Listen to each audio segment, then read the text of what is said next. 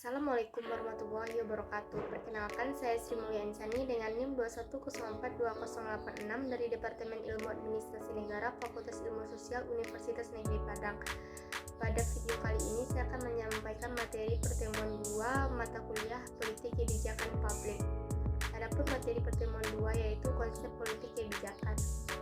Konsep politik kebijakan juga merujuk pada pemahaman tentang bagaimana kebijakan politik dibuat, diimplementasikan, dan dievaluasi dalam konteks politik dan sosial tertentu.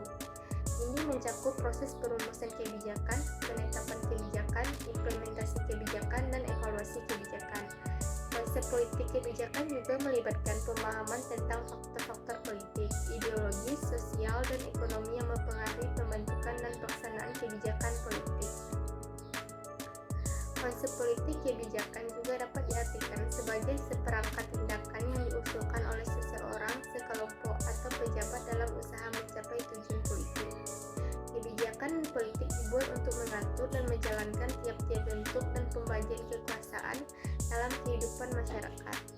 Politik kebijakan dapat diartikan sebagai suatu proses yang kompleks yang meliputi tujuan-tujuan negara dan cara pengambilan keputusannya, orang-orang atau kelompok-kelompok yang dilibatkan, faktor-faktor yang mempengaruhi pembuatan kebijakan.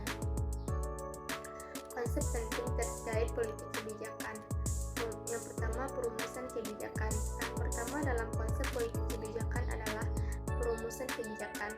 Pada tahap ini, pemerintah atau lembaga pembuat kebijakan menentukan masalah yang perlu diatasi dan merancang rencana untuk mencapai tujuan tertentu. Perumusan kebijakan, analisis masalah, identifikasi solusi yang mungkin, dan pembuatan secara tindakan. Yang kedua, penetapan kebijakan. Setelah perumusan kebijakan, tahap berikutnya adalah penetapan kebijakan. Pada tahap ini, keputusan resmi tentang kebijakan diambil oleh pemerintah atau lembaga yang berwenang. Penetapan kebijakan dapat melibatkan proses legislasi, peraturan pemerintah, atau keputusan eksekutif, tergantung pada struktur politik dan hukum negara yang bersangkutan.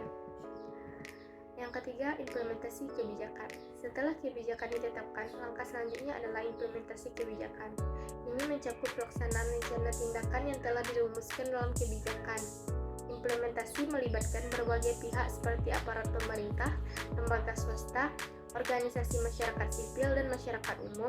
Proses ini seringkali melibatkan alokasi sumber daya, pembuatan keputusan operasional, dan koordinasi antar lembaga. Yang keempat, evaluasi kebijakan. Evaluasi kebijakan merupakan tahap penting dalam konsep politik kebijakan. Pada tahap ini dilakukan penilaian terhadap efektivitas, efisiensi, dan dampak kebijakan yang telah diimplementasikan. Evaluasi dapat dilakukan secara periodik atau dalam situasi tertentu yang mengharuskan peninjauan ulang kebijakan. Hasil evaluasi digunakan untuk menentukan apakah kebijakan perlu diperbaiki, diperluas, atau ditarik kembali. Yang kelima, konteks politik dan sosial.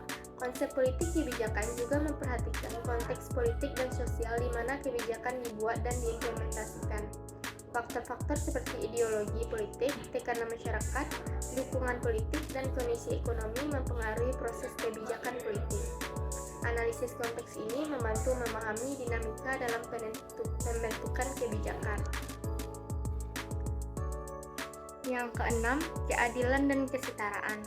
Prinsip-prinsip yang menjadi dasar-dasar dalam pembuatan kebijakan untuk memastikan distribusi yang adil dan kesetaraan akses terhadap sumber daya dan layanan publik.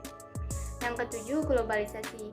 Pengaruh dan dampak dari faktor-faktor global seperti perdagangan internasional, investasi asing, dan kerjasama internasional terhadap kebijakan dalam skala nasional dan internasional.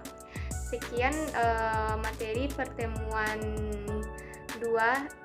Saya ucapkan terima kasih. Wassalamualaikum warahmatullahi wabarakatuh.